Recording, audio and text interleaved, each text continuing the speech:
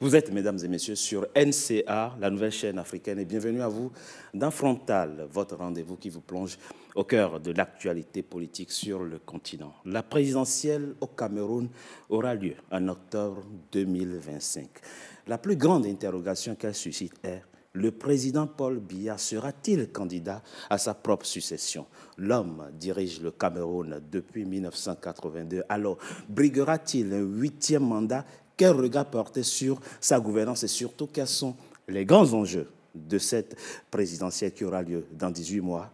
3 Camerounais avec moi pour en parler. Paul-Éric Emery, vous êtes l'une des personnes qui porte en France la voix du parti au pouvoir, le RDPC, le Rassemblement démocratique du peuple camerounais, grand communicant de la section française du RDPC, infatigable défenseur du pouvoir camerounais et de son bilan. Alors sera-t-il candidat à la prochaine présidentielle? On en parle au cours de cette émission. Merci. Merci de m'avoir invité pour ce débat qui, je pense, va passionner l'ensemble de vos téléspectateurs. Merci à vous, Claude Wilfried Ekanga, infatigable défenseur. Êtes-vous également de l'opposant camerounais Maurice Kamto, dont vous êtes l'un des conseillers? Dans quel état d'esprit abordez-vous la prochaine présidentielle? Merci d'avoir accepté notre invitation. Merci de l'invitation. C'est un plaisir aussi pour moi d'être dans vos nouveaux studios. Petite correction quand même, nous défendons au MRCI un programme politique plus qu'une personne. C'est important de le préciser. Et vous faites bien de le préciser. Jean-Marie Bitomo, vous êtes économiste, enseignant et vous êtes aussi éditorialiste. Merci d'avoir accepté notre invitation pour évoquer les enjeux de la présidentielle prévue dans votre pays en octobre 2025. Je vous remercie de cette invitation, Richard. Ça me fait plaisir de vous retrouver. Pour ceux qui se rappellent de nous, nous sommes des anciens d'Africa 24 et je tiens à vous féliciter pour ce petit bébé que vous êtes en train de nous le mettre en route et je serai toujours à vos côtés pour pouvoir vous aider pour qu'on puisse faire grandir le bébé. Merci beaucoup. Merci d'avoir accepté notre invitation. Avant d'aborder la question si le président Paul Biya pourrait être candidat à sa propre succession, ou du moins ce que vous pensez de sa candidature éventuelle, écoutons ce que dit de l'homme Véronique Lehmann. Elle a été l'une de ses porte-paroles lors de la dernière présidentielle, la présidentielle de 2018. Elle est administratrice de santé en France, auteure du livre « La diplomatie sanitaire pour une causalité d'accès aux soins ». On écoute très rapidement Véronique Lehmann, on en parle après. Merci de me donner l'opportunité de parler d'un homme d'État de haute qualité comme le président Paul Biya. Alors, vous m'avez demandé de donner mon avis par rapport à la gouvernance du président Paul Biya. Je ne peux pas répondre avant de donner les qualités personnelles de l'homme. Sa tempérance, sa sagesse, sa finesse, sa vision politique pour le Cameroun. Je dirais 3 choses. Le président Paul Biya a réussi son pari démocratique. De nouvelles institutions ont vu le jour au Cameroun, le Sénat, le Conseil régional, pour ne citer que cela. De nombreux hôpitaux, de nombreuses universités. À l'époque, il n'y avait qu'une seule université, l'université de Yaoundé. Moi qui vous parle, j'ai été une étudiante dans cette seule université. Sur le plan de la liberté d'expression et des libertés publiques, nous pouvons constater également des évolutions notables. Sur le plan économique, le Cameroun reste une économie équilibrée dans la zone CEMAC. La stabilité et la posture camerounaise font que de nombreux investisseurs pensent aujourd'hui que le Cameroun est un pays sur lequel on peut initier de nombreux projets. Sur le plan diplomatique, ce serait de mauvaise foi de penser que le président Paul Biya, avec sa sagesse et la connaissance des arcanes du pouvoir depuis une 60aine d'années, n'a pas marqué sa marque sur le plan diplomatique. Par contre, sur le plan social, mon avis est un petit peu mitigé. La seule chose, c'est que sa vision n'a pas été diffuse au niveau de la mise en œuvre. Donc, beaucoup d'enrichissements sans cause. Certaines des personnes à qui il a fait confiance ayant des rapports assez compliqués avec les biens, avec de l'argent, ce qui fait que le Cameroun se retrouve aujourd'hui dans une situation où l'eau et l'énergie des infrastructures de base sont devenues une denrée rare pour les Camerounais, en espérant que bientôt les choses vont changer.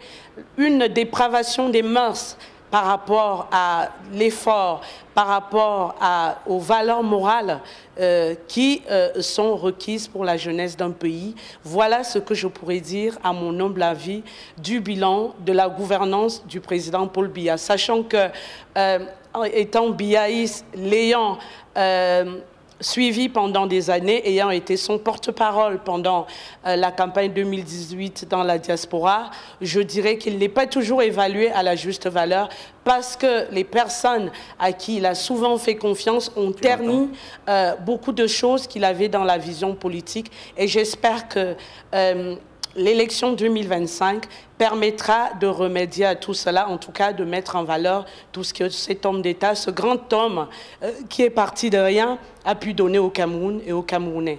Merci de m'avoir donné la parole. Merci de me... Stabilité, solidité économique, respectabilité au plan international. Pour ce qui est du pays, un homme d'État de haute qualité. Pour ce qui est de l'homme qui le dirige, Claude Wilfried Ekanga. Véronique Lehmann a dit beaucoup de choses sur lesquelles nous revenons, mais qu'est-ce que ça vous inspire, ce que vous venez d'écouter? Bon, je connais très bien Véronique Lehmann. J'ai eu affaire à elle quelques fois sur vos anciens plateaux sur Africa 24 notamment. Et souvenez-vous qu'en ouverture de rideau, je vous ai dit qu'au MRC, nous, on suivait un programme politique et non une personne.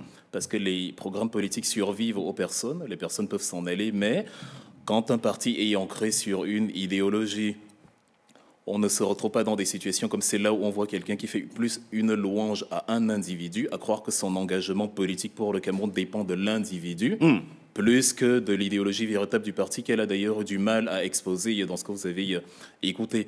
Tout le monde sera d'accord avec moi, et M. Emery également, que s'il y a quelque chose que Paul Biya a réussi avec brio, c'est pouvoir tenir plusieurs décennies à la tête du Cameroun. 42 ans, évidemment, ce n'est pas facile, mais ce n'est pas parce qu'il a un projet de grande envergure qu'il a mené, qui a impressionné par justement l'effectivité de sa matérialisation, pas du tout. Il y a la culture de la conservation du pouvoir dans les anciennes colonies françaises, ça fonctionne très bien. Et il y a énormément la contribution des moyens répressifs de l'État qui permet que, en dehors des magouilles électorales conventionnelles, l'appareil répressif qui crée une psychose et une difficulté à s'exprimer dans l'envergure où on aimerait, ça permet justement à des gens comme Paul Biya de rester pendant 42 ans. Madame a évoqué plusieurs aspects. Oui, et dans sa chute, elle souhaite que le président soit candidat pour la présidentielle de 2025. Vous pensez quoi de son éventuelle candidature? Non, c'est un secret de polichinelle, évidemment. Pensez-vous? Ça n'engage que le RDP. Il est évident que Paul Biya va se présenter. Et Paul Biya, il a pour projet, un peu comme actuellement le président du Sénat, ils ont pour projet d'être arrachés du pouvoir par la mort elle-même. Monsieur Nyan Jifenji, à qui j'adresse un bonjour, soit dit en passant, est rentré au Cameroun il y a quelques jours après un long séjour sanitaire en diaspora, de telle sorte que les bureaux n'ont pas pu être institués à l'Assemblée nationale parce que il y a la session de mars qui débute le 4 mars et qui, dans les textes constitutionnels, demande justement à ce que le président du Sénat, le président de l'Assemblée nationale, en tout cas que le Congrès soit réuni pour que le bureau soit constitué, pour que notamment les nouveaux membres du Conseil constitutionnel qui ont été nommés puissent être justement investis par le Congrès. Il n'a pas pu être là parce que les raisons sanitaires, et c'est tout à fait normal. J'aimerais vivre aussi longtemps que ces gens-là, mais la vérité et l'amour qu'on peut avoir pour eux, c'est aussi de leur dire qu'à un certain moment, les facultés cognitives et les facultés physiques ne sont plus de nature à nous permettre justement de présider aux destinées de la nation. Et on voit la difficulté que ça a de conduire les affaires de l'État, mais ils ont en projet, eux, ils ne regardent pas la chose de cette façon-là, ils ont en projet de rester là, quand bien même ils seraient incapables de se souvenir de leur propre nom. Et donc oui, Paul Biya va se présenter parce qu'il n'a pas l'intention de partir vivant du pouvoir, de la même façon que Nyan Jifenji, comme je viens de le prendre en exemple, n'a pas pour intention de quitter vivant la présidence du Sénat. Le président Paul Biya n'aurait pas l'intention de quitter vivant le pouvoir, dit Claude Wilfried Ekanga. Il est quasiment certain d'ailleurs que le président soit candidat. Qu'est-ce que vous lui répondez? Tout ce que je peux vous dire s'agissant de ce sujet, de la candidature ou pas de candidature, Vous savez, il y a beaucoup de gens qui font des conjectures. Moi qui vous parle ici, je n'ai pas une boule de cristal.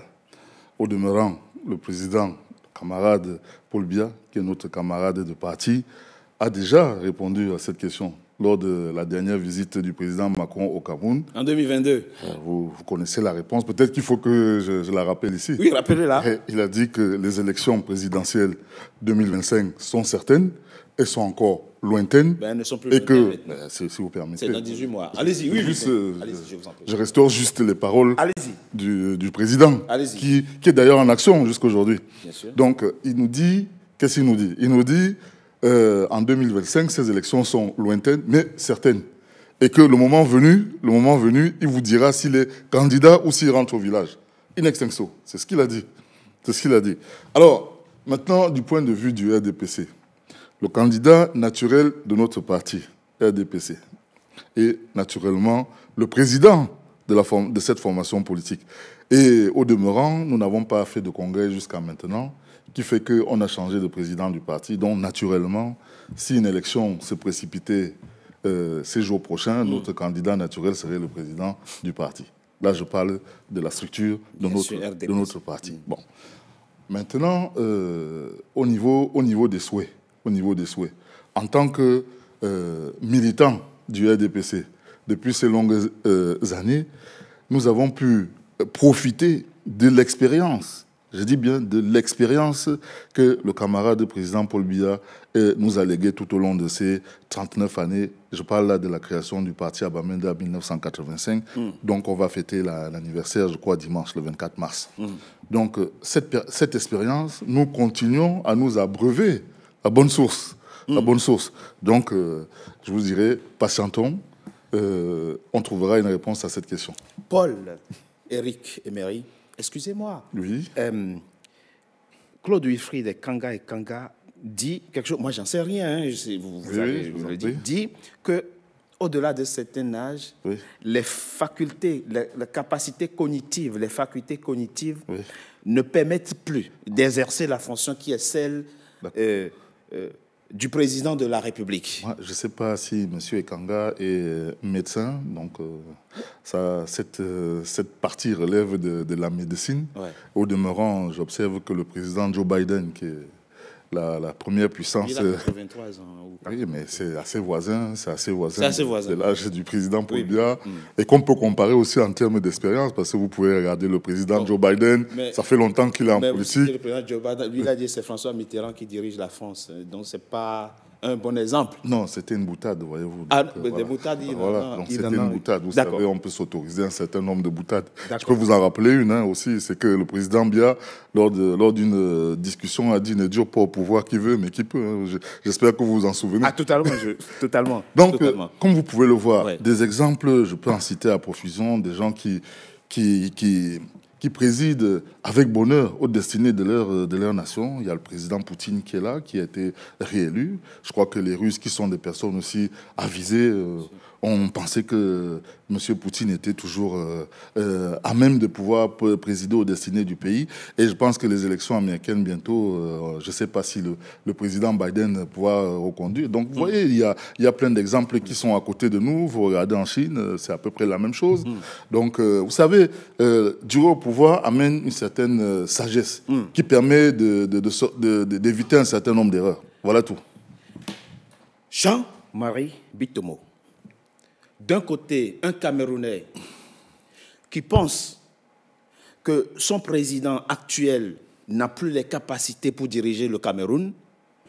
Et à votre droite, non plutôt à votre gauche, vous avez un autre Camerounais qui se vante de l'expérience accumulée du président Paul Biya et dont le Cameroun ne peut pas se passer aujourd'hui. Ah oui. Vous, éditorialiste que vous êtes, quel est votre avis sur cette question? Vous savez, Richard, je vais essayer de rester équilibré dans mon analyse au maximum.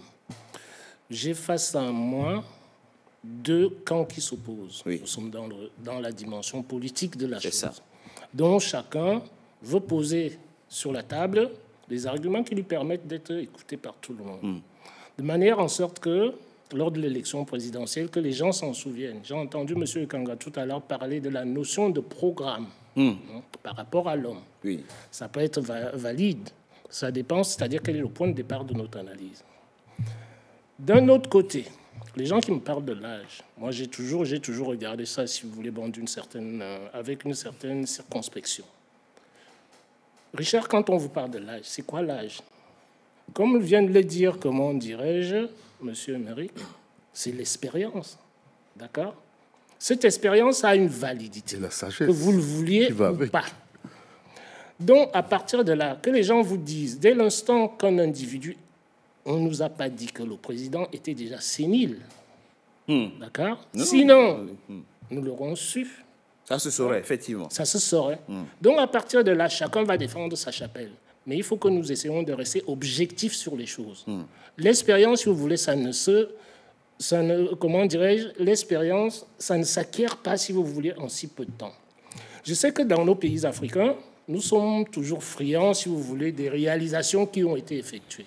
Mais nous oublions que sur chaque projet, il faut prendre du temps pour mettre le projet en place pour le réaliser. 40 ans, ok, bon, c'est beaucoup pour les gens. Moi, je peux prendre un exemple tout bête, tout simple. Quand on va regarder l'eau dont a parlé Mme Lehmann là tout à l'heure, effectivement, ça sont des choses qui sont visibles. Pour construire un pays, je vais vous donner un exemple. Les gens parlent toujours du développement de la Chine. Nous, quand nous sommes en Afrique, c'est quoi? Ah oui, les infrastructures, qu'est-ce qu'on a construit? On a fait ci, on a fait ça, on a fait ci, on a fait ça.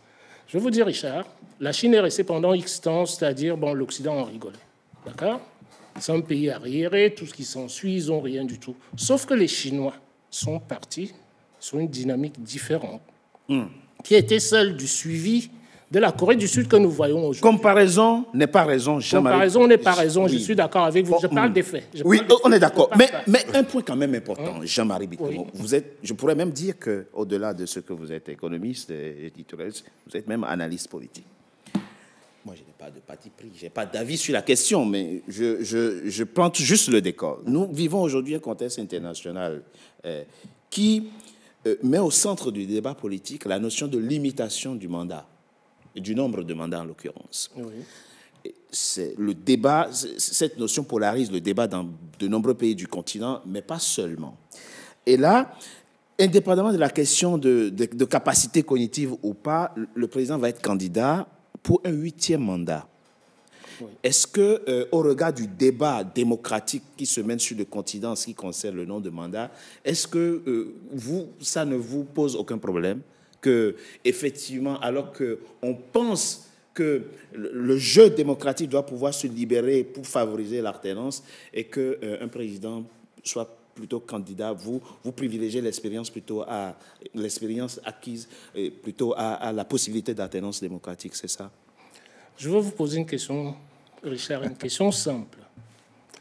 Je veux poser cette question-là qui est simple, à savoir que quand est-ce qu'un individu peut postuler que tel ou tel n'a pas les capacités de pouvoir diriger? On a vu 40 ans, je suis d'accord avec vous. Mais est-ce que vous pouvez me certifier que la démocratie occidentale que vous êtes en train, comment dirais-je, de claironner un peu partout là, est-elle adaptée à l'Afrique? Ah, mais ça, c'est une question qui voilà. Et donc, qui a toute sa légitimité. Laissez-moi aller jusqu'au bout. Laissez-moi aller jusqu'au bout, Richard. Juste un Parce petit que quand vous nous parlez de démocratie, moi, ça m'a toujours fait rigoler. La démocratie occidentale correspond-elle à la dynamique de nos sociétés africaines, à notre anthropologie, notre ontologie africaine? Est-ce que ça correspond? Donc, nous sommes là pour pouvoir copier. Nous venons ici, là. Nous sommes 4 Africains ici, là, sur le plateau. Oui. Qu'est-ce qui se passe? Quand on arrive chez nous, ah oui, vous voyez la démocratie, ça se passe comme si en Europe, il faut à tout prix qu'on applique cette démocratie-là chez nous. Bien. Les éléments constitutifs de cette démocratie-là concernent-elles la dynamique sociétale de nos sociétés africaines? C'est la question qu'il faut se poser. Vous me connaissez très bien, Richard. J'ai toujours dit, Richard, quand je m'assois sur un plateau de télévision, c'est pas pour commenter l'actualité. On parle de la dynamique sociétale. Pour pouvoir, nous, Africains, c'est notre travail. Si nous venons là, c'est-à-dire, nous venons tout simplement là, on commente l'actualité. Alors que nous devons partir de l'histoire pour pouvoir poser les choses comme elles doivent être posées à notre profit. Pas tout simplement être là pour singer les autres. Oui, la démocratie, il faut qu'on enlève tel. Non. Soyez aimable. C'est pas personnel, n'est-ce pas? Non, c'est pas personnel. Richard, vous me connaissez très bien. Je n'oserais pas. Richard, donc, oui, avant qu'il ne vous réponde, vous voulez ajouter quoi? D'un mot tout de même, parce que l'alternance n'a jamais été un programme politique. Hein. D'accord. Vous le savez. Il va vous... Et pour aller plus loin, M. Ekanga disait tout à l'heure qu'il ne supporte pas un homme, il supporte plutôt un programme politique. Je pense qu'en fait analyste politique, il lui a pas échappé que le RDPC, depuis 40 ans, déploie un programme politique que les Camerounais plébiscitent d'année en année et qui continue à les amener vers le développement qu'ils souhaitent. Non, c'est faux. Voilà tout. C'est très faux d'ailleurs. Le programme du RDPC est aussi blanc que le... En fait, vous le connaissez. Il est aussi blanc, c'est-à-dire vierge que le plateau sur lequel nous sommes assis. Non, mais vous le connaissez, juste un mot. Lors de la campagne de 2018, Paul Biya a fait 12 minutes de campagne, sur toute la période de campagne. Il n'a débattu avec personne, il n'a déroulé aucun programme. Mais avant d'y aller, j'aimerais qu'on clarifie 2-3 choses. Nous n'utilisons pas au MRC l'âge de Paul Biya comme argument pour dire que non, il ne doit pas se représenter. Je n'ai fait que répondre à la question. Quand vous avez demandé est-ce que vous pensez que Paul Biya va se représenter, je dis oui, parce que dans le logiciel de Paul Biya, il est hors de question de quitter le pouvoir vivant. C'est une évidence. Et quand vous voyez les réactions de Mme Lehmann, quand vous voyez ce que M. Emery lui-même dit, c'est-à-dire il précise, il a dit ça 2 fois dans la phrase, c'est le candidat naturel. C'est-à-dire naturel. De notre formation politique. Tant qu'il est en vie, il est le candidat naturel. Il n'est pas candidat du RDPC, puisqu'il est déjà président du RDPC.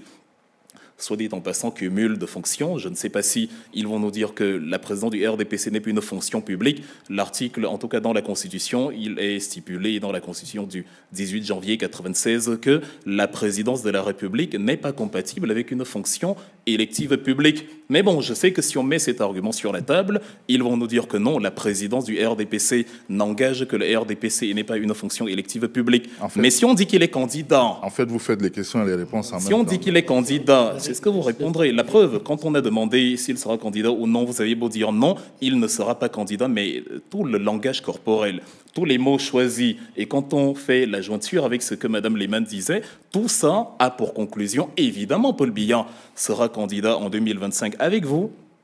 Je fais tous les paris que vous voulez. Il sera candidat en 2025 parce qu'il ne s'imagine pas autrement. Vous avez une boule de cristal. Permettez-moi de répondre à la question, M. Togbe. Bien sûr. Nous n'utilisons pas l'argument de la vieillesse, mais si vous me demandez... Est-ce qu'à un certain âge, on ne jouit plus des facultés cognitives? Ce n'est ni une opinion politique, ni un avis, ni une vue de l'esprit. C'est une évidence, ça arrive à tout le monde. Monsieur Emery a cité Joe Biden. Il y a un rapport d'un juge américain, Robert Hall, qui est sorti en février 2024. Il y a quelques semaines à peine, un rapport de 388 pages où il dit que Joe Biden ne peut pas être jugé pour les dossiers qui sont contre lui actuellement parce qu'il n'est plus mentalement prédisposé à subir un jugement, parce qu'on a retrouvé des dossiers confidentiels dans la maison. Les Américains qui le plébiscitent pour un nouveau mandat. Je ne fais qu'établir des faits. Et quand j'établis des faits, il faut supporter les faits. C'est un juge qui a rendu la décision selon des rapports scientifiques sur la personne de Joe Biden. Et outre l'exemple où M. Togbe vous dit qu'il a confondu Emmanuel Macron à François Mitterrand, il a aussi dit qu'Abdel Fattah al-Sisi, le président actuel de l'Égypte, est le président du Mexique. C'est une erreur. Parfois, il se demande où est-ce que je me trouve, je dois aller de quel côté. Il a même oublié la date de décès de son fils. Beau Biden est mort le 30 mai 2015. Le propre père de Beau Biden, c'est lui qui l'a mis au monde, je ne suis pas son père, mais je m'en souviens. Mais lui, il ne s'en souvenait pas, il ne sait pas quand son fils est décédé. Pourtant, ce fut un jour très triste. Quand on fait le comparatif avec Paul Biya, sur M. Joe Biden qui Monsieur Emery ne pollue pas. Vous aurez votre temps de parole. Laissez-moi terminer. Ouais. Et justement, dans la même logique, Paul Biya, vous le voyez, il arrive au sommet États-Unis-Afrique à Washington le 13 décembre 2022. Il demande, est-ce qu'il y a des gens importants dans la salle? Tout le monde a entendu, y compris M. Emery, c'est-à-dire Paul Biya est invité à un sommet. Il ne sait pas s'il y a des gens importants dans la salle. C'est terrible. Paul Biya se retrouve... Alors, très rapidement, au-delà de la question, du point que vous évoquez, mais qui, pour moi, n'est pas le point essentiel de ma question. Mais qui n'est que la réponse à vôtre. Jean-Marie Bitomo évoque la question du mimétisme politique des Africains qui consiste à transposer les modèles dits démocratiques occidentaux en Afrique, et il appelle plutôt à se conformer aux dynamiques sociétales Mais dans ce cas, il faut qu'on s'entende et qu'on réorganise un nouveau contrat social. Mais à partir du moment où Paul Biya dit lui-même, je veux être reconnu comme celui qui a amené la démocratie et le multipartisme au Cameroun, c'est qu'il a consacré le système actuel. Et si le système actuel est consacré, ce n'est pas auprès de nous qu'on va se plaindre du mimétisme. Il faut donc tout réorganiser et instaurer un nouveau système politique au Cameroun. Je suis d'accord que la démocratie occidentale, d'ailleurs, ici en France, ce n'est pas le même système politique qu'en Allemagne ou en Suisse ou en Espagne. Chaque pays a sa réalité propre. Donc je suis d'accord avec vous totalement là-dessus. J'ai même critiqué la logique américaine où Joe Biden, qui n'a plus toutes ses facultés cognitives, est quand même entendu pour représenter le Parti démocrate à l'élection de 2000. Et là, c'est un fait, et vous tirez par les conséquences de tout ça. Si vous ne comprenez pas, je n'y peux rien. Alors, vous allez lui répondre tout à l'heure, mais avant, je propose qu'on marque une coup de pause. Alors, quelques minutes, on se retrouve dans quelques instants pour la deuxième partie de notre émission. À tout de suite.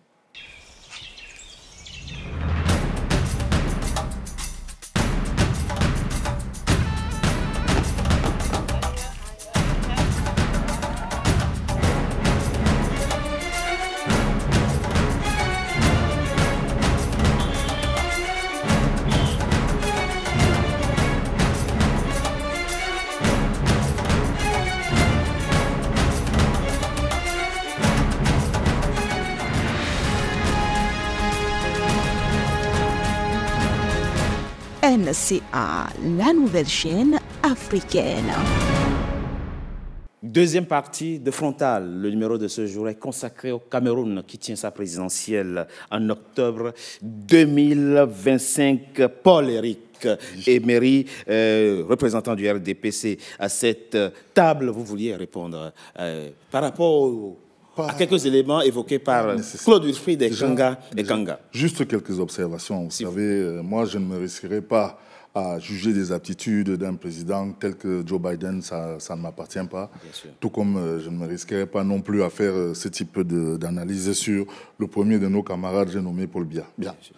Ceci étant, la question est très simple. Est-ce que le président Paul Biya va se représenter, oui ou non? Je pense que c'était ça la question de départ. Dans la première partie, j'ai répondu assez clairement à cette question. Mais sans verser dans l'intellectualisme. J'ai entendu M. Bitomo tout à l'heure parler de la customisation de la démocratie, comment ça s'appelle, aux mœurs africaines et compagnie. Vous savez, c'est des longs débats. C'est des longs débats. Oui. En fait, les électeurs veulent des choses qu'ils comprennent et qui sont vraiment simples. Et si le président Paul Biya est toujours là au pouvoir, c'est qu'il distille des choses qui sont vraiment très simples à comprendre et que les Camerounais adhèrent vraiment à ce type de fonctionnement, tout simplement. Jean-Marie Bitomo, on va avancer. Dans l'élément que nous avons suivi en début d'émission, Véronique Lehmann dit quelque chose d'intéressant. Elle dit le président Paul Biya a une vision pour son pays. Et c'est cette vision qu'il essaie d'implémenter depuis qu'il est au pouvoir. Le seul problème, c'est qu'il y a des gens, il y a des Camerounais qui ont un rapport difficile avec la chose publique, qui ont un rapport compliqué avec l'argent public et qui n'arrivent pas à diffuser la vision du président Paul Biya dans tous les coins du Cameroun. Quel est le regard que vous avez par rapport à cette question où on a un président effectivement qui a une vision, qui veut développer son pays, qui veut cimenter l'unité de ses compatriotes, mais qui, dans son entourage, si j'ai bien compris ce que dit Véronique Lehmann, a des gens qui, au fond, sont plus portés vers leurs intérêts personnels que l'intérêt général des Camerounais. Richard, cette question-là, c'est une question qui est évidente sur toute l'Afrique. C'est une question, vous me l'avez déjà posée une fois quand nous étions Africa 24. Je me souviens plus. J'ai tout simplement dit la chose suivante, c'est que je considère, c'est une pratique qui est récurrente chez nous dans tous les pays africains. Je reviendrai sur le Cameroun, là je ne suis pas la question, mais je vous expose d'abord. Comme je vous l'ai dit tout à l'heure, je ne suis pas là pour commenter l'actualité. On doit faire l'historique et voir là où on aboutit. Si on ne sait pas, si vous voulez, d'où l'on vient... On ne peut pas savoir, on est d'accord, totalement d'accord. Donc ça, c'est une évidence. Allez-y, oui. Donc à partir de là, j'avais dit que en Afrique, les gens ont une délicatesse avec la chose publique qui ne dit pas son nom. C'est une corruption à tout vent. Et une fois sur le plateau, j'avais dit que pour moi, en Afrique, je considère ces gens-là comme des criminels contre le développement du continent. Ça, c'est une évidence que personne ne peut nier. Donc à partir de là, que faut-il faire? Il faut mettre en place, si vous voulez, des mécanismes qui permettent un contrôle beaucoup plus évident. Je prends un exemple. Dans tous les pays africains, on nous dit, bon oui, quand, comment dirais-je, une haute personnalité ou un élu arrive, bon, il faut qu'il fasse l'état de, comment dirais, de son patrimoine et tout ce qui s'ensuit. C'est marqué sur les textes, comme je l'ai dit toujours. Nous sommes forts, c'est-à-dire pour l'application des textes, mais maintenant, pour l'implémenter sur le terrain, on ne voit personne. Donc, qu'est-ce qui se passe? Quand vous mettez en place ce système-là, Émeric me disait tout à l'heure, il voulait critiquer en disant que oui, ce qui nous intéresse aujourd'hui, c'est aujourd'hui. Si vous ne savez pas, je répète encore ce que je viens de dire là, tout à l'heure, là, Richard, à savoir si vous ne savez pas là où vous venez, vous ne savez pas là où vous allez arriver. Parce que si je veux le faire intellectuellement, ça veut dire... Le mécanisme de contrôle, comment l'imaginez-vous? Parlons concrètement. Le mécanisme de contrôle, il faut qu'il soit effectif. Effectif, ça veut dire quoi? Ça veut dire que vous venez, on vous dites, vous faites l'état de votre patrimoine. Quand vous arrivez, si vous voulez un poste donné, il est inadmissible que nous voyons des gens en Afrique. Quelqu'un vient, si vous voulez, bon, au bout d'un an, 2 ans, il construit déjà des immeubles. On ne s'enrichit pas pour interposer. C'est facile à contourner, ça. La question de déclaration des biens. Non, c'est pas facile à contourner. Bien sûr, parce qu'on regarde les comptes bancaires. Les gens, je suis d'accord avec vous, c'est que vous allez me dire. C'est facile. Je comprends ce que vous allez me dire. On peut aller prendre des prêts nous à côté. Bien sûr. D'accord avec toi, c'est une évidence. Oui. Mais sauf que les choses en Afrique, on sait comment le système fonctionne. D'accord? Donc, il ne peut pas y avoir un enrichissement illicite qui ne peut être justifié par... Même si vous allez prendre un individu lambda. Est-ce que vous pouvez me citer, c'est-à-dire quels sont les individus, je prends toute l'Afrique, qui sont capables, avec, comment dire, des niveaux de salaire que nous avons, que vous prenez un individu, et il se retrouve au bout d'un an, au bout de 2 ans, avec 2-3 immeubles. Mais ça vient existe, cet argent? je sais que ça existe. Oui. Écoutez, vous m'avez demandé... Oui, bien sûr, oui. On va parler du mécanisme de contrôle. Le mécanisme de contrôle, je viens de vous le poser. Le mécanisme, il est déjà posé, à savoir qu'on fait d'abord, quand on arrive, on fait une évaluation. Une évaluation de l'état de la fortune de chaque individu qui arrive. Et à la fin, au bout, on voit qu'est-ce qui se passe. Comment je sais la fortune que vous avez accumulée dans un paradis fiscal, moi? Vous savez, la fortune qu'on a accumulée dans un paradis fiscal, vous avez aujourd'hui, comment dirais-je, des organismes internationaux qui vous permettent d'y avoir accès. Vous le savez aussi bien que moi. Vous allez voir, c'est un processus qui a eu lieu au Cameroun. Les gens n'en ont pas beaucoup parlé. Si vous voulez, l'État camerounais est parti. On a mis des gens pour aller débusquer. Les gens qui avaient ces fortunes-là. Le représentant du RDPC qui est assis à côté de moi, nous avons eu une discussion là-dessus il y a 10 ans. J'avais posé un principe sur la table. Sans être trop long. En tant qu'analyste. Est-ce qu'on peut intervenir sur la question que je finisse. Jusqu'à finisse rapidement. Je finis assez rapidement. Donc j'avais dit à Émeric, bon, moi, quand on arrête les gens, moi je fonctionne en tant qu'économiste. Moi, ce qui me plaît, c'est ce qu'il y a dans la caisse que je peux sortir pour réaliser, c'est-à-dire satisfaire les besoins, améliorer les conditions de vie des gens. J'avais dit, bon, OK, on peut mettre un mécanisme simple en place par rapport à l'argent qui a été volé. Qu'est-ce qu'on peut faire? On peut tout simplement se dire qu'on appelle les individus, au lieu de les mettre en prison, les enfermer pendant 20 ans. Est-ce que ça ramène l'argent qui a été détourné? Il faut faire quoi? Il faut faire quoi? Qu'est-ce qu'il faut faire? Il faut faire un deal avec ces gens-là. Comme Wilfried le disait tout à l'heure, vous posez un schéma sur la table. Ce schéma-là, vous dites aux gens tout simplement que, bon, voilà, vous avez volé de l'argent, on le sait. On sait qu'il est logé à tel ou tel hôtel. Ça, c'est simple, c'est facile à retrouver. Mais avant que vous Donc, à partir de là, vous demandez à ces gens-là de rembourser cet argent-là à l'État. Et j'avais fait une proposition spécifique là-dessus. Cet argent-là ne doit pas... C'est avec Émeric que j'étais assis avec lui. Cet argent-là ne doit pas revenir au Cameroun. La situation que vous décrivez nous amène à comprendre que rien n'est fait en la matière. Attends. Et c'est ça qui est, Non, c'est ça qui est un peu désolant. Vous voulez faire... non, pour que ça ne reste pas, s'il vous plaît. Pour pas que les choses restent sans vous, il faut on va Non, mais nous, on n'a encore rien dit sur cette analyse. Je crois que vous voulez parler de différentes opérations. Mais vous avez posé une question par rapport à une analyse qu'une camarade... Oui, bien sûr. C'est son ressenti. Ce n'est que son ressenti à elle. Mais maintenant, quand on parce que ce n'est pas un fait réel. C'est un ressenti. Vous lui avez posé la question, vous pensez quoi? Elle vous a dit ce qui lui passait dans l'âme à l'instant. Mais quand on... Il n'y a pas de détournement au Cameroun. Écoutez, moi je vais vous dire. Paul et on ne peut pas juger une gouvernance d'un pays ou d'un grand pays comme le Cameroun rien que sur le prisme de la corruption. Non, personne n'a dit ça. Laquelle corruption elle-même a été prise en compte par l'État et par le premier de nos camarades. Un certain nombre d'institutions ont été mises sur pied pour endiguer ce type de phénomène. Je vais citer ici la CONAC.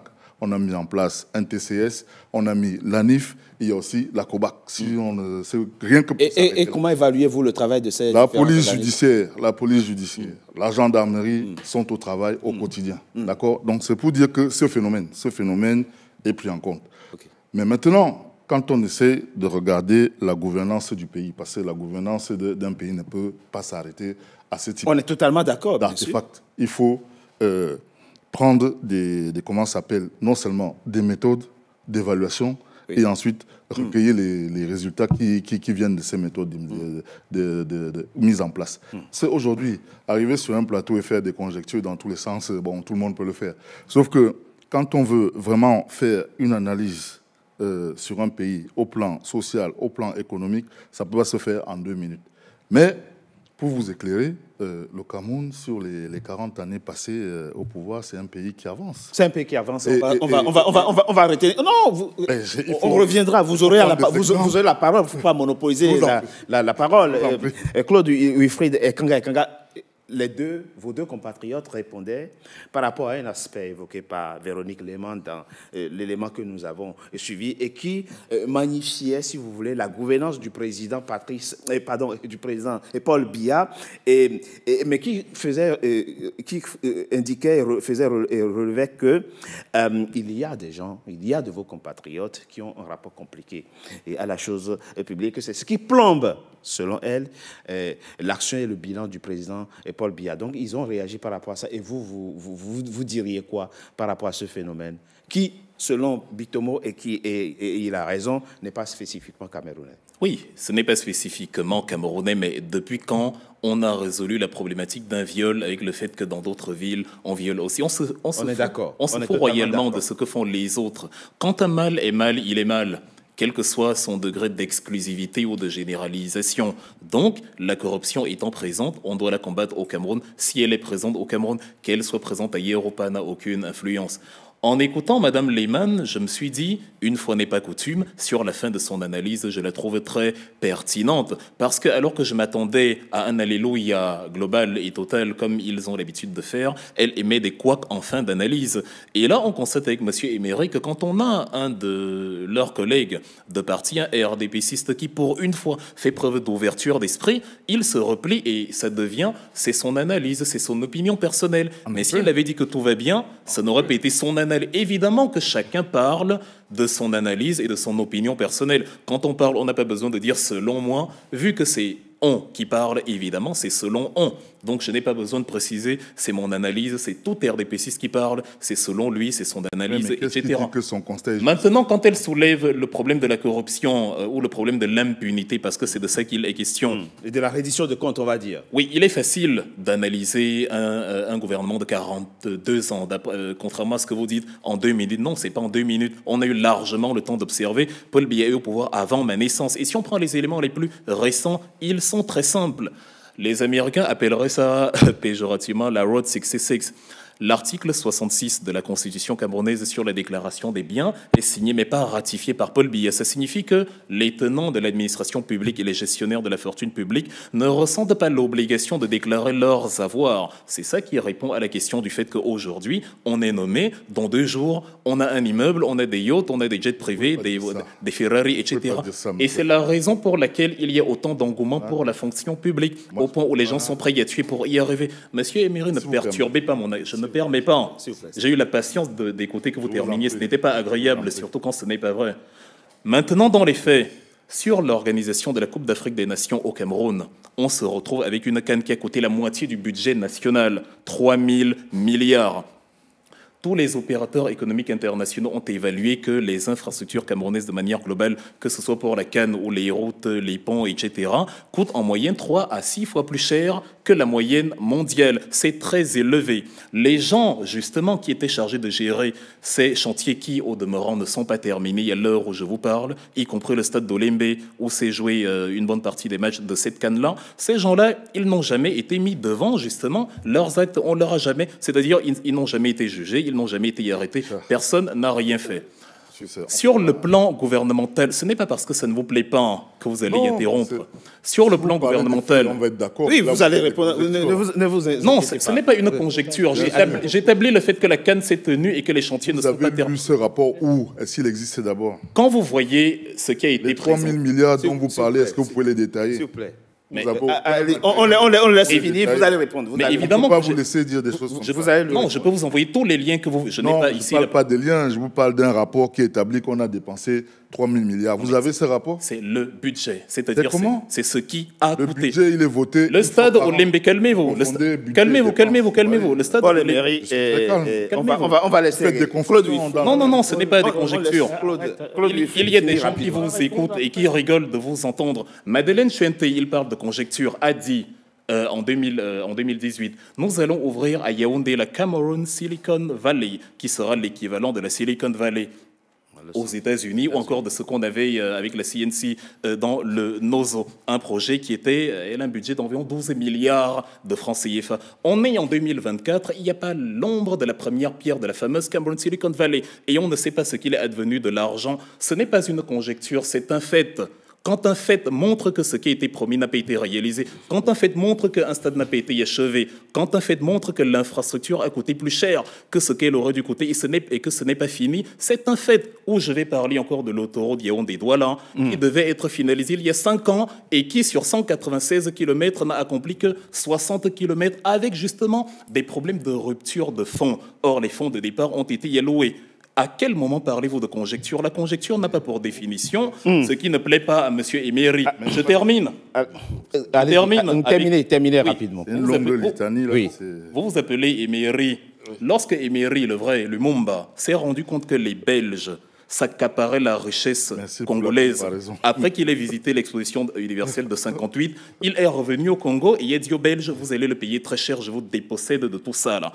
L'un des éléments primordiaux pour résoudre la problématique de la corruption au Cameroun serait de déposséder ces gens-là de leur savoir, de les mettre devant les tribunaux, qu'ils puissent déclarer comment ils les ont obtenus et de les punir, justement dans la mesure de leur gabegie financière.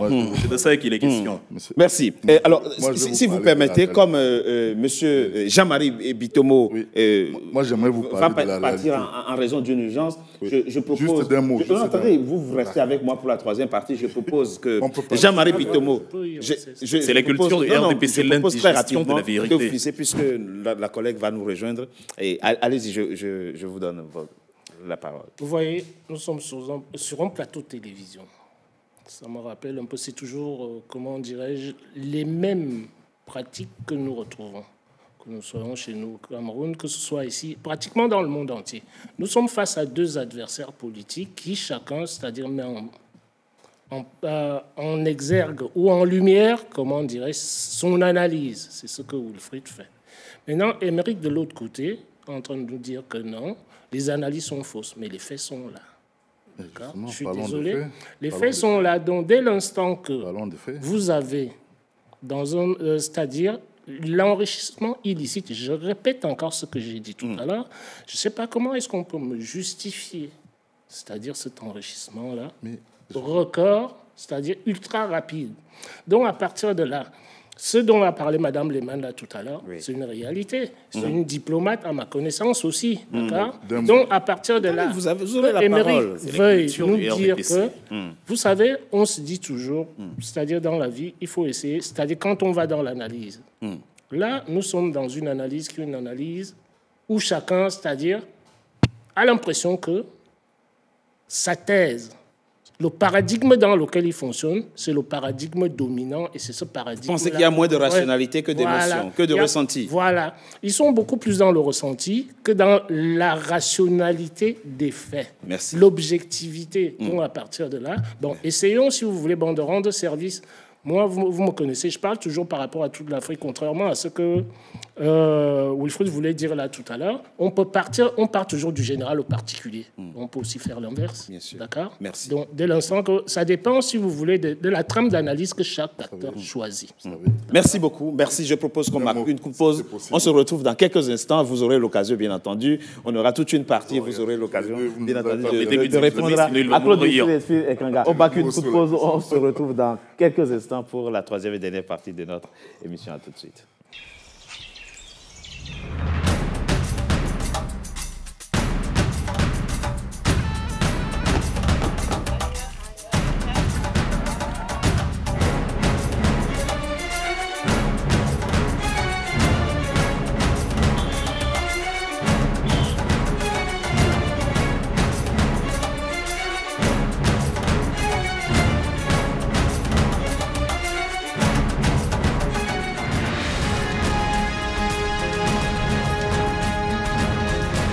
NCA, la nouvelle chaîne africaine. Troisième et dernière partie de notre émission, dont le numéro de ce jour est consacré au Cameroun, où les électeurs se rendront aux urnes en octobre 2025 pour élire le président de la République. Une nouvelle invitée m'a rejoint, Karine Orio. Vous êtes journaliste, analyste politique. Merci. Merci beaucoup à vous, Richard. De nous avoir rejoints pour parler du Cameroun, des enjeux de la présidentielle d'octobre 2025. Paul Emery, vous vouliez répondre Oui, d'un mot, parce que effectivement, je n'ai pas pu réagir sur cette question de corruption. Il a donné des exemples précis. Justement, permettez-moi de répondre. Vous savez, quand vous vous inscrivez dans le domaine des croyances, la suite, c'est une liturgie. Après la liturgie, c'est les dogmes qui apparaissent. La corruption au Cameroun n'est pas une question liturgique. Ce n'est pas non plus une question dogmatique. C'est une question de quoi? C'est quelque chose qui est pris en compte à travers des institutions qu'on a mis en place. Et je le répète ici, il y a la CONAC qui travaille, il y a le tribunal criminel spécial qui est là, le TCS qu'on a mis en place, vous avez la NIF pour le blanchiment d'argent, vous avez la COBAC qui surveille toutes les banques. Donc vous voyez, le gouvernement et le président Paul Biya a donné des instructions dans ce sens, c'est-à-dire que c'est un phénomène qu'on tente de circonscrire, mais bien sûr, c'est une lutte au quotidien. Et je vous dis, à part ces institutions qui ont été mises en place, la police judiciaire, la gendarmerie travaillent. Donc, comme je vous le dis, et pour en finir sur ce point, quittons le domaine des croyances, laissons la liturgie. Ce n'est pas un dogme, c'est quelque chose qui est pris en compte, tout simplement. Mais si vous dites qu'on tente de circonscrire le phénomène de la corruption, ça veut dire que c'est très vaste. Mais attendez, la corruption, ce n'est pas... On tente de circonscrire quelque chose qui est... La corruption, on ne la découvre pas seulement au Cameroun. Ah non, mais il y a le sujet. 195 pays reconnus par l'ONU. Ce phénomène est combattu dans tous ces 195. On est totalement d'accord. Et qu'est-ce qu'on observe, c'est que de temps en temps, il diminue et puis il reprend de plus belle. Donc ce n'est pas une question spécifiquement camerounaise, tout simplement. Et très rapidement, Karine Orio, pour finir avec cette question de corruption et d'enrichissement illicite, c'est vrai que je me souviens, dans les années 2000, le chancelier allemand Gerhard Schröder avait lancé une vaste opération de lutte contre la corruption. Et on parle de l'Allemagne, hein, ça donne raison effectivement à Paul Emery qui pense que... Mais personne ne l'a jamais d'ailleurs... C'est un phénomène mondialisé. Donc Gerhard Schröder qui lance une vaste opération et qui dit à ses compatriotes, vous tous qui avez volé l'argent du pays et qui l'avez planqué en Suisse, je vous donne un délai, je ne sais plus si c'est 1 mois, 2 mois. Au-delà de ce délai, si quelqu'un se dénonce, il donne 5% de ce qu'il a volé, ou 10% je crois, à l'époque, de ce qu'il a volé. Et après, on fiscalise le reste. Il va commencer par payer d'impôts, etc. Je ne vous demanderai pas comment vous l'avez gagné, mais ramenez l'argent au pays, et ça a ramené des milliards d'euros à l'Allemagne. Est-ce que c'est quelque chose qu'on peut aussi envisager dans nos pays? Alors, c'est une très bonne question, mais moi, ce que je tiens quand même à préciser, c'est que Paul-Éric Emery a signalé que ce n'est pas un fait qui est uniquement lié au Cameroun, mais enfin, quand même, on est quand même classé 142e sur 195. C'est un indice en termes de climat des affaires qui n'est pas rassurant. Et quand on regarde, depuis de nombreuses années, on se rend quand même compte que quand il y a des personnes qui sont accusées de corruption, en général, c'est des règlements politiques. Donc ça n'a rien à voir. L'exemple que vous avez pris avec l'Allemagne est un exemple qui est très intéressant. Mais est-ce qu'il pourrait être appliqué au continent, sur le continent et puis précisément au Cameroun? Je ne suis pas certaine. Revenons à l'élection présidentielle d'octobre 2025. Vous êtes journaliste, vous observez beaucoup la vie politique du Cameroun. Des bruits de couloir évoquent aussi l'hypothèse de la succession du président Biya par le fils. C'est quelque chose qui peut retenir l'attention ou ça reste juste comme ça de la pure spéculation? Alors, peut-être qu'au début, on parlait de spéculation, mais toutes les personnes qui suivent l'actualité politique et puis éventuellement que ça intéresse le monde entier de savoir quand même, comme vous l'avez dit, et puis lors des 2 premières parties de cette émission, le président est là depuis une 40aine d'années, donc c'est intéressant de savoir ce qui va se passer en 2025. Au début, effectivement, on nous a laissé croire que c'était des spéculations, mais je suis désolée, suite à l'interview accordée par le ministre de la Communication, il me semble, en disant que de toutes les façons, rien n'empêchait dans la Constitution au fils du président Biya d'être candidat. Bon, ça veut dire que ce qui était au début des spéculations ne sont plus des spéculations. Et c'est une hypothèse, à mon avis, qui doit certainement être mise sur la table au sein du parti au pouvoir. Je ne suis pas dans le secret des dieux, mais enfin, à partir du moment où une personnalité du gouvernement prend la parole sur un média international pour dire que rien ne l'empêche, je pense qu'il faut effectivement s'y intéresser. Et ça passerait facilement au Cameroun? Alors ça, je ne sais pas du tout. Je ne pourrais pas répondre au nom des urnes du Cameroun. Mais quand au regard de ce qui se passe en Afrique centrale, avec par exemple ce qui se passe au Tchad, avec ce qui se passe notamment au Togo, effectivement, et même ce qui s'est passé au Gabon, on se dit que c'est peut-être la continuité qui pourrait être amené sur la table en disant c'est peut-être rassurant de porter effectivement le même patronyme, peut-être que c'est un argument qui passe et que justement si on vient parler de jeunesse, je ne sais pas, après c'est au peuple, aux citoyens de décider. Eh bien, on verra ce qui sera décidé dans le cadre de cette présidentielle. Et à propos de cette présidentielle, Claude Wilfried Kanga, excusez-moi ma question. Lors de mon dernier séjour au Cameroun, je rencontre un homme d'un certain âge qui n'est pas politiquement engagé et qui me dit, jeune homme, Paul Biya n'a pas besoin de truquer les élections au Cameroun. Quand vous allez dans l'arrière-pays, les gens ne connaissent que le RDPC, Paul Biya. L'opposition camerounaise pense que le Cameroun, c'est Douala et Yaoundé. Alors qu'aujourd'hui, le seul parti camerounais véritablement enraciné au Cameroun, c'est le RDPC. Et il concluait que l'opposition camerounaise gagnerait à oublier que le Cameroun, ce n'est pas Douala et Yaoundé, et à aller sensibiliser, parler de son offre politique au reste du Cameroun, qui est tout autant important, sinon même plus important que... Quel est votre avis sur cette question ? C'est là où je vais vraiment demander qu'on soit sérieux. D'accord. Quand par exemple, monsieur Emery parle de la conjecture, voilà un bon exemple de conjecture et de fiction. À force de se répéter un mensonge, ils sont convaincus de leur propre mensonge. À force de répéter cela aux Camerounais, les Camerounais aussi sont convaincus d'un truc qui n'est pas un fait. Je ne fais qu'étaler des faits. Bien sûr. En 2019, oui, sur la route des Bolova, qui n'est ni Douala ni Yaoundé, qui n'est même pas dans le centre, dans le littoral, oui, qui est au sud du pays, le MRC veut mener sa campagne pour les législatives on utilise les moyens de l'impôt camerounais, les moyens de l'État, pour mettre la gendarmerie nationale à contribution et barrer la route en disant au MRC, en sous-entendant déjà que quand on est MRC, on est issu d'une même région ethnique, à savoir l'ethnie de Maurice Kamto qui est son président, et on dit allez faire ça là-bas chez vous. On dit à des Camerounais allez faire ça chez vous, avec les moyens de la gendarmerie nationale.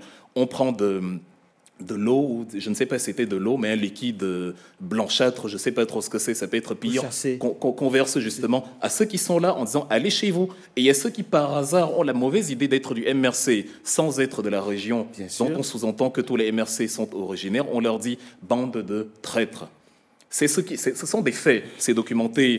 Aujourd'hui, on est à l'ère de l'informatique, donc on le voit même en vidéo dans les réseaux sociaux, à moins qu'on soit assez compétent pour faire de superbes films d'une crédibilité pareille. Ce sont des faits. Un autre fait, le président de l'Assemblée nationale, troisième personnalité du pays, M. Kavaye Ege Djibril, brûle les effigies du MRC dans le Septentrion. C'est un autre fait. C'est-à-dire, ça ne se discute pas, ça ne se débat pas. À Sangmelima, aussi dans la région du Sud, on a des structures qui sont vandalisées, où on dit que voilà, ça appartient aux gens de telle région qui sont des affiliés de Maurice Kamto, qui sont là parce que. Et dans la foulée, vous avez le ministre de l'Enseignement supérieur, M. Jacques Famendongo, qui dit que c'est un peu normal que cela arrive parce que le Sud, c'est le socle granitique de Paul Biya. Je traduis en français. Comme Paul Biya est originaire de la région du Sud, comme il est ancré, c'est ça le granit de la roche, comme il est ancré, monsieur Emery supporter le fait. Mais je vous l'ai déjà dit. Ça devient une liturgie. Le ministre l'a dit que ce soit une liturgie. Vous avez le temps de lui répondre. Allez-y. Quand vous appartenez à une paroisse épiscopale comme le biéisme, vous ne pouvez pas vous plaindre de la liturgie. Quand on expose des faits, supportez-les. C'est désagréable de ne pas supporter les faits. C'est des anecdotes. Monsieur le ministre de l'Enseignement supérieur, je cite son nom parce que c'est un fait, Jacques Famendongo, l'information est disponible en audiovisuel partout. Vous la retrouvez sur Internet, je peux vous la faire parvenir. Quand vous voulez, c'est le socle granitique de Paul Biya, fin de citation. Je n'ai rien ajouté, je n'ai rien enlevé. C'est comme ça qu'il explique le fait que quand on est du MRC, on se fait repousser à l'ouest. Maintenant, quand on parle au sud, maintenant, quand on parle de l'arrière-pays, moi, je suis né à Bachenga, dans la région du centre. C'est l'arrière-pays, ce n'est pas la capitale, ce n'est pas... voilà, c'est là où j'ai grandi. Et donc, là-bas, je ne peux pas vous traduire en français les chansons qu'on nous apprenait à chanter contre les opposants. C'est du type « Allez vous faire un ». Point de suspension. C'est ce qui se dit aux opposants. Oui, depuis notre enfance, c'est comme ça que ça fonctionnait. Sans compter le fait que nos parents, nos oncles, on leur donnait 5 000 francs, un sac de riz, une bouteille d'huile pour soi-disant aller voter Paul Biya. Et maintenant, aujourd'hui, on vous vend sur la place publique l'élément selon lequel un parti politique dont le programme, je le cite encore, je le répète encore, est aussi vierge que la table blanche sur laquelle nous sommes assis. On vous dit qu'ils sont tellement crédibles qu'ils ont réussi à convaincre l'arrière-pays qu'ils ont le meilleur programme et que c'est pour ça qu'on vote pour. En gros, l'espace public est verrouillé. C'est la mise à contribution de l'appareil de coercition de l'État pour museler les opinions contraires. Ce sont des factualités. Même si M. Emery arrive à nous dire que la Terre est plate. Moi, je ne sais pas de quoi... La réalité, c'est laquelle La réalité, aujourd'hui, telle que nous sommes en train de parler, je ne sais pas à quel titre est là M. Ekanga, parce que... Il est là en tant que représentant. On parle là des futurs candidats à l'élection présidentielle au Cameroun. Aujourd'hui, le MRC, en tant que formation politique, ne peut pas être candidat à l'élection présidentielle au Cameroun. Il sait très bien pourquoi, parce qu'ils n'ont pas d'élus dans aucune assemblée au Cameroun. Ils ont boycotté les dernières législatives de 2020. Donc, ce que moi je peux vous dire aujourd'hui et qui sera réel, c'est que le MRC, en tant que parti, ne pourra pas présenter un candidat à l'élection présidentielle. Mais vous ne vous en réjouissez pas, Non, je ne m'en réjouis pas. Donc, c'est pour ça que je me pose la question à quel titre il est ici. Donc, il vient raconter des anecdotes à gauche. À ce qu'il dit, vous pensez que c'est des anecdotes? Bien sûr. C'est des anecdotes. C'est pas quelqu'un qui peut être... C'est pas un parti qui peut être candidat. Non, mais le MRC... Les règles qui sont mises en place. N'existe pas il y a 2 ans. Le MRC, ça fait longtemps que le MRC existe. Je suis pas... Je répète. Ici, il y a un certain nombre de conditions à remplir pour être candidat à la future élection présidentielle. La formation politique MRC ne remplit pas ces conditions. Mais vous comprenez pourquoi elle a boycotté les dernières législatives? Non, mais ça leur appartient. Vous savez, dans le champ politique, les gens font un peu ce qu'ils veulent. Et juste un petit mot pour Karine, ne versons pas trop dans l'excès de journalisme aussi, parce que vous savez... Pourquoi? Vous avez parlé là tout à l'heure de la candidature de Franck Biya, des bruits de... Le débat, oui, si bon, je pose... C'est moi qui ai posé la question. Les faits sont têtus. Franck Biya, qui est d'ailleurs un camarade de classe, on était, comment ça s'appelle, à la retraite ensemble. Oui. Franck Biya, il ne vous a pas échappé qu'il n'y a pas plus de 6 mois a pris sa carte au RDPC. Il est militant à la sous-section, à la cellule Oui. du RDPC à Nice. Oui, et Donc ça voudrait dire quoi? Qu'est-ce que je vous ai dit tout à l'heure? C'est-à-dire qu'au niveau du RDPC, nous avons un candidat qui est naturel. Jusqu'à ce qu'il y ait un congrès, que ce soit ordinaire ou extraordinaire. Donc, la réalité... Expliquez pourquoi on comprend. En quoi est-ce que le fait que Franck Biya ait pris une carte du RDPC l'empêche de succéder à son papa? Mais vous savez que dans le RDPC, Oui. il y a, comment ça s'appelle, un règlement intérieur. Qui dit? Il faudrait d'abord que Franck Biya pose sa candidature à l'intérieur du RDPC lors d'un congrès ordinaire ou extraordinaire, Oui. qui soit plébiscité par l'ensemble des militants. Oui.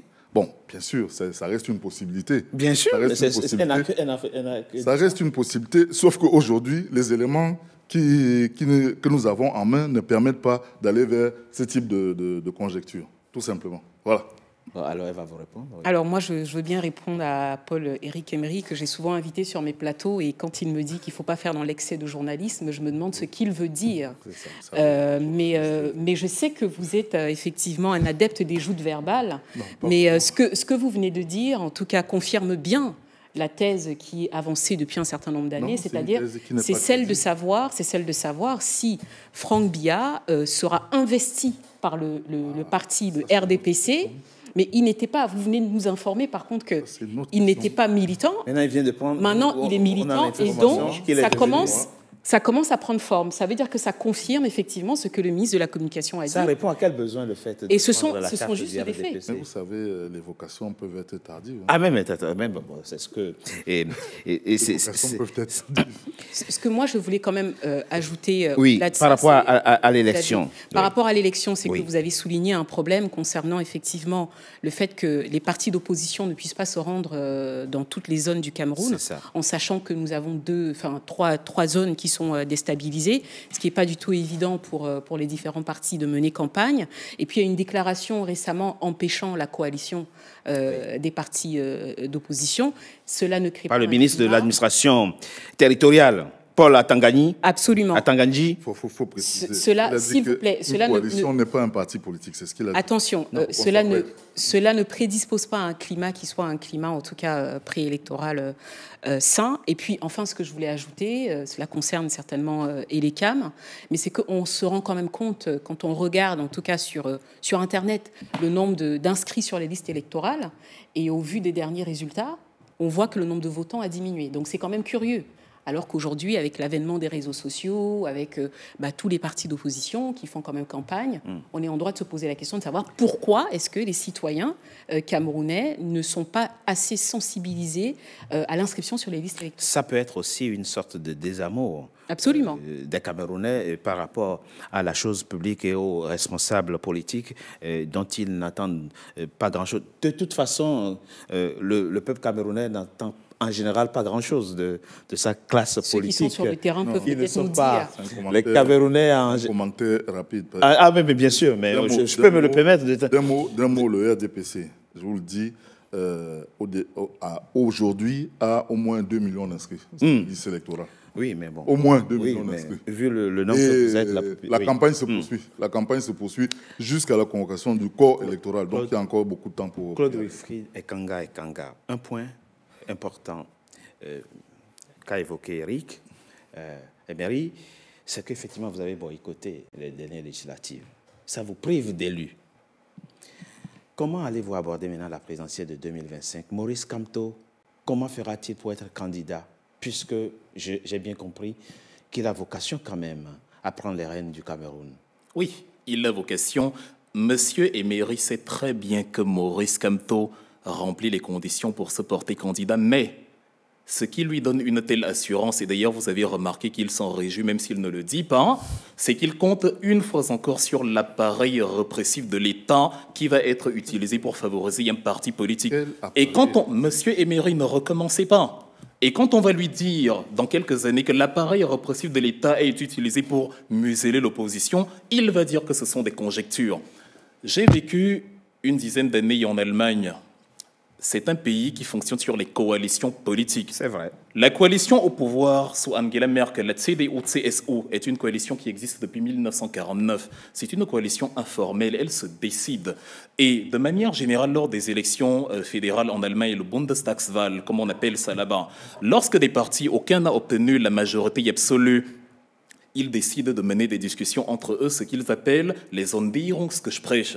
Et les partis qui s'entendent coalisent et forment dans les 51% nécessaires à la majorité absolue, selon leur bon vouloir et autant de temps qu'il leur faut pour y arriver. Quand ils se sont entendus, ils forment un gouvernement et ils dirigent.